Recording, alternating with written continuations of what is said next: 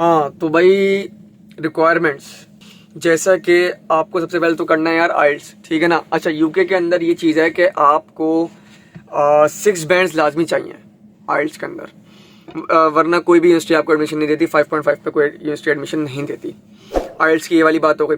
6 से आप अबव जाते चले जाएंगे तो मे भी पॉसिबल ऐसा होता है कि 7.5 या 8 बैंड्स पे आपको कहीं ना कहीं स्कॉलरशिप मिल जाती है, ठीक है। अच्छा उसके अलावा फिर आपको चाहिए होगा यूके का टीबी टेस्ट।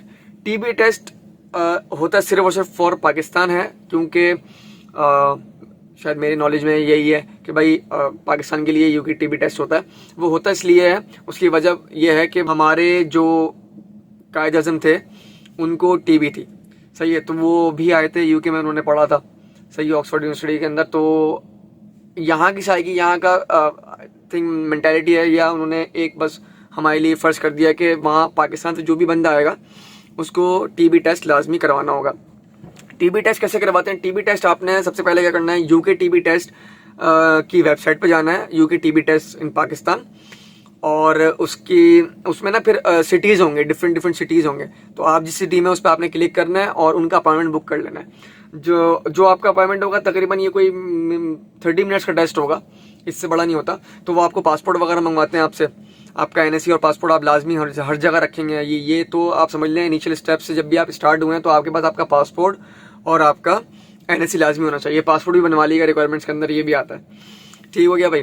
तो आइल्स होता है और क्या कहते हैं यूके टीबी टेस्ट होता है, और सबसे बड़ी मज़े की बात यह है कि स्टूडेंट्स के लिए इंश्योरेंस इन्होंने थोड़ी सस्ती करी हुई है, तो इंश्योरेंस भी होती है, ठीक है। इंश्योरेंस जब मैं आया था तो 2021 के अंदर इसकी इंश्योरेंस थी तकरीबन 2 लाख 2.25 लाख इंश्योरेंस थी। इंश्योरेंस किस चीज़ की होती है? इंश्योरेंस होती है आपके जीपी की। यहाँ पे डॉक्टर को बोला जाता है जीपी, सही है। तो आपको जो डॉक्टर होगा वो आपने यहाँ पर आने के बाद रजिस्टर करना है, वो मैं आपको बताऊँगा किस तरीके से करना है।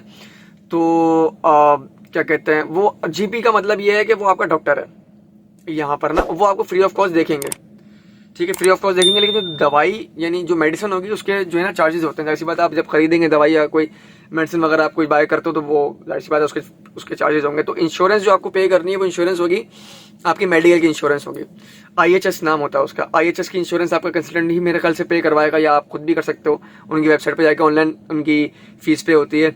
और आईएचएस इसलिए ज़रूरी है क्योंकि आपके वीज़ा फाइल के अंदर आईएचएस की इंश्योरेंस जो है ना वो लाजमी मांगी जाती है, अदरवाइज वो आपको वीज़ा नहीं देते।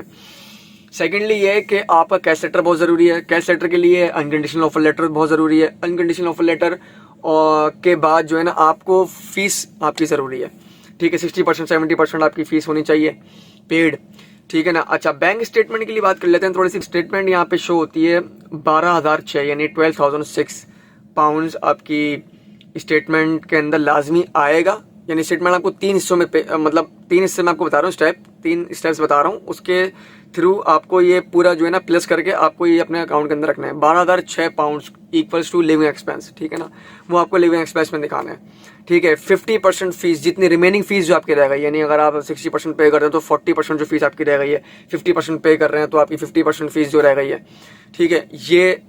और तीसरा स्टेप ये है कि 3 से 4 लाख रुपए एक्स्ट्रा। क्यों? क्योंकि कभी पाउंड का रेट हो रहा होता है 240, मैं फॉर पाकिस्तान बात कर रहा हूँ, नेपाल इंडिया की बात नहीं कर रहा। आप अपने किसी वेबसाइट पे लाइक ऑफिशियल वेबसाइट पे देख सकते हैं, गूगल पे तो खैर झूठी दिखा रहे होते हैं वो जो रेट होता है। बहरहाल तो आपने क्या करना है कि 12,006 living expense for the whole year, 1 साल की लिविंग एक्सपेंस दिखानी होती है, ठीक है, और रिमेनिंग फीस दिखानी होती है, और 3 से 4 लाख रुपए एक्स्ट्रा आप डलवा दें। तो ये तीनों चीज़ें मिलाने के बाद जो आपकी स्टेटमेंट जनरेट होगी वो स्टेटमेंट आपको दिखानी होगी फॉर द वीज़ा, ठीक हो गया जी। अच्छा ये आपकी हो गई स्टेटमेंट की बात।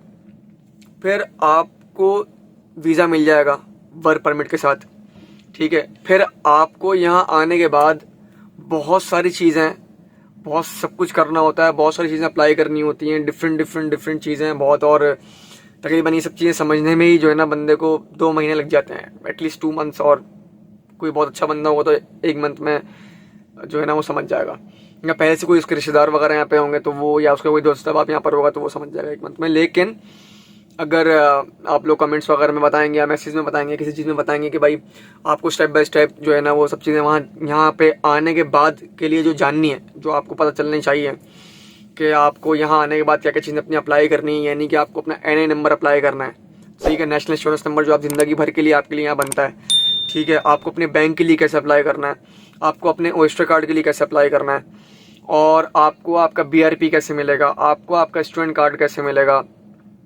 और भी बहुत सारी चीज़ें। आपको सिम कैसे लेनी है, सिम के अंदर आपको टॉपअप कैसे कराना है, ठीक है ना।